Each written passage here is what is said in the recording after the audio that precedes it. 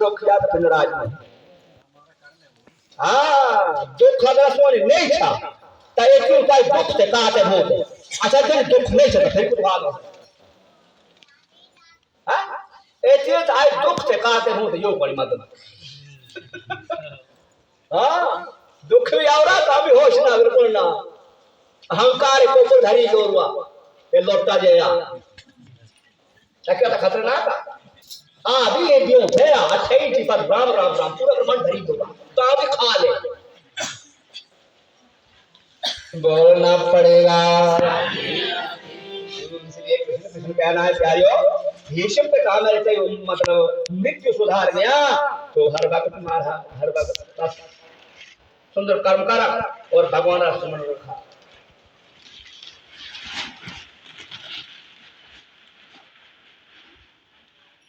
क्या बात है क्यों कर ली हमारी क्या राजा हाँ बाकी तकाले दैत्य लोग दूत राजा इच्छा खा सकते हैं आशीर्वाद है ना आगे तो आदि शक्ति ये बड़ी आदि शक्ति सब सर्वोपरि है तो कभी बोलना पड़ेगा इसलिए प्रभु को जाने की अनुमति प्रदान हुई महाराज युधिष्ठिर भीष्म पितामह जय संस्कार कांड का पंच पांड में कर लिया राजगादी में गए और लोगों की प्रतिष्ठा भी बढ़ गई अब मेरी कामना पूरी हो गई कि मुझे जाने की अनुमति प्रदान करावे भगवान बोलता द्वारिका गौण चौथा पांड बोले गोपाल आप जब जाने को कहते हैं तो लगता है कि प्राण से निकलेगा लेकिन हमारी वजह से द्वारिका वासी को तकलीफ पहुंचा तो अगर कुछ बोल सकते इसलिए प्रभु को जाने की अनुमति प्रदान हो गई या युधिष्ठिर ने कृष्ण को हृदय से लगाया और अर्जुन से कहा तुम कृष्ण की सुरक्षा करते साथ चले जाओ अर्जुन समझ गए कि भैया जी के मन में कृष्ण के प्रति वात्सल्य भाव है इसलिए उनको चिंता पड़ गई कि कहीं चोर कृष्ण की सामग्री को लूट ले जाए भाई है बच्चा है कुछ कर लूट ले इसलिए युधिष्ठिर जी ने अर्जुन को से भेज दिया भगवान द्वारिका की ओर प्रस्थान अपने महलों की अटारियों पर खड़ी होकर गुरुकुल की नारियों ने कृष्ण को भावभीनी विदाई की महाराज बहुत सुंदर स्वागत विदाई बहुत अच्छी की श्री कृष्ण ने बुजुर्गों को प्रणाम किया साथियों को गले से लगाया सात्यकी उद्धव और आदि सब श्री कृष्ण के साथ हैं अर्जुन भी श्री कृष्ण के साथ जा रहे हैं जंगल पार कराने के लिए आज द्वारिका वासियों को जैसे ही पता चला कि पांडवों को विजय श्री दिलाकर आज मेरे गोविंद आ रहे हैं मेरा कन्हैया आ रहा है वह पूरे मार्ग पर पुष्प बिछाए महाराज पुष्पों की वृष्टि कर दी जगह जगह पर तोरण द्वार सजाए आज माता देव की मन में बड़ी खुश हुई है बड़ी खुश हुई है आज मेरा गोपाल पांडवों को विजय श्री दिलाकर ही ये कृष्ण ने जैसे ही द्वारिका में प्रवेश किया तो उसके पहले आसपास के जो कोल भील निषाद थे उन निषादों से श्री कृष्ण ने पूछा मेरी अनुपस्थिति में आप लोगों को किसी प्रकार कोई कष्ट नहीं है कोई निषाद बोले और तो कोई कष्ट न था महाराज लेकिन दर्शन न मैं क्या कष्ट तुम बड़ा भार लिया आज तो बड़े उदास हो गए तो बगैर प्रभु भगवान बोले अब मैं आई अब हुई थी क्या कोई भी कष्ट हो तो सुना दिया मुझे अपने महल में प्रवेश करते ही गोविंद ने माता पिता के चरणों में सिर रखकर प्रणाम किया देवकी रोहिणी के चरणों में सिर रखकर प्रणाम किया टका से प्रणाम कैसे आजकल बच्चे प्रणाम सही न पाते मैं जानू तेन हाथ ना तेरे काम में भाई को मुझे मुंडा है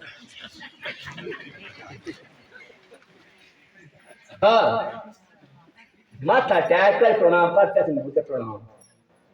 चरण बंदना भी तेरे ना भूत क्योंकि चरण कहे धूड़ माथे से उठवाई तो मतलब है ना चरण बंदना कोई सवाल है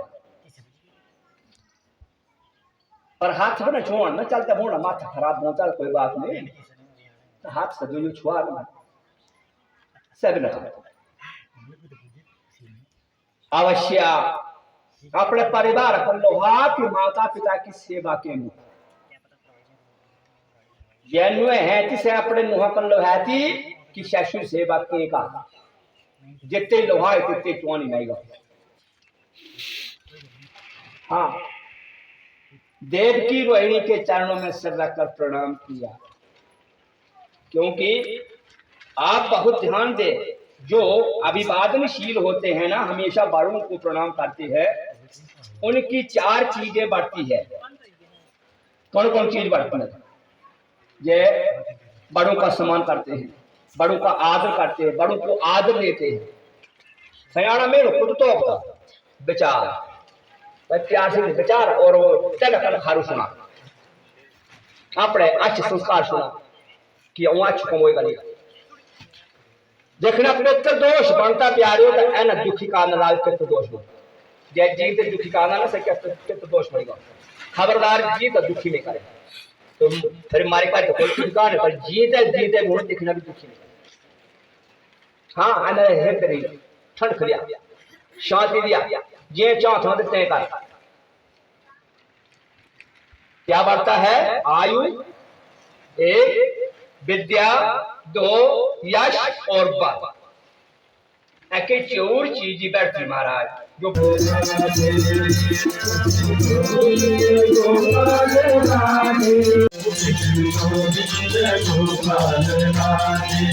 क्योंकि ये कथा इतनी खर्चीली कथा है कि कम से कम 7-8 लाख रुपए जो है वो व्यय होते हैं, तब कहीं जाकर के भागवत की जाती है, और हमें ये मुफ्त में आज सुनने को मिल रही। किसी संत ने कहा है कि सब घट मेरे साईं सुनी घट नहीं कोई, बलिहारी ता घटते जा घट प्रगट होगी। इतने हमारे देखी कितनी संख्या है, कितने तपस्वी हैं, कितने ज्ञाता हैं, कितने धर्मात्मा हैं, कितने जो दानी हैं, परंतु किसी के भी घट में ये उत्पन्न नहीं हुई। घट में कहाँ उत्पन्न हुई है ज्योति? हमारे श्री परम श्री सददेव विराज की, और इन्हीं का प्रकाश जो है सारे हमारे चुराह में जो है वो फैल रहा है। इन्हीं की पावन पवित्र वाणी से हम और आप लोग जो है वो पावन हो रहे हैं, परंतु वो होंगे जो मन वचन और कर्म से सुनेगा और उसके ऊपर आचरण करेगा। सुनते हम सब हैं, परंतु उसके अनुसार हम बरतते नहीं हैं, हम कार्य नहीं करते, हम उसके ऊपर चलते नहीं हैं, ये कमी है। और ये दर्जा केवल और केवल मनुष्य जीव को ही है। 84 लाख योनियाँ हैं, उन 84 लाख योनियों में भी मनुष्य योनि अति श्रेष्ठ है। ये श्रेष्ठ क्यों है? क्योंकि इसको ये जो है वो दर्जा प्राप्त है क्या करने का? इस लोक का सुख भोगने का और परलोक का सुख भोगने का। ये केवल मनुष्य मात्र को ही ये सर्टिफिकेट मिला है, ये तोहफा भगवान ने दिया है, परंतु ये दिया ऐसे नहीं। 84 लाख भोग योनियाँ भुक्त करके हम इस योनि में आए,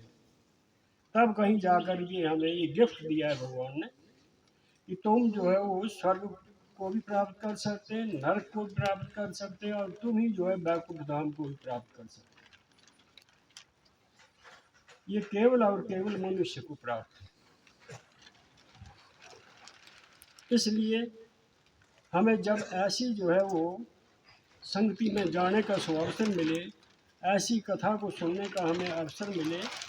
तो हमें उसमें जो है वो अवश्य भाग लेना चाहिए। एक घड़ी आधी की भी पुनिया, जितना भी समय आपको मिलता है उसमें अवश्य जाओ और वहाँ उस समय का सदुपयोग करो। सदुपयोग का अर्थ ये है कि ध्यान लगा करके सुनो, ये नहीं कि एक कान से सुना और दूसरे से छोड़ दिया, तो उसका फिर कोई अर्थ नहीं हुआ। जाना नहीं जाना एक समान है। माला मैंने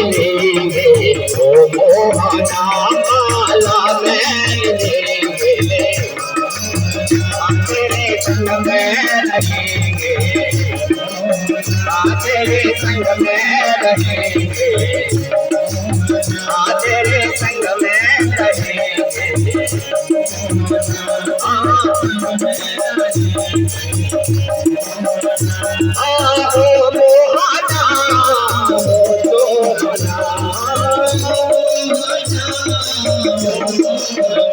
तेरे संग में रहेंगे, हाँ तेरे संग में रहेंगे,